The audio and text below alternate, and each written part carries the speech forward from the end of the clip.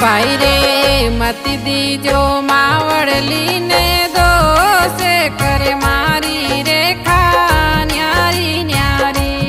भाई रे मत दीजो मावड़ली ने दोसे करे मारी रेखा न्यारी न्यारी रेखा न्यारी न्यारी।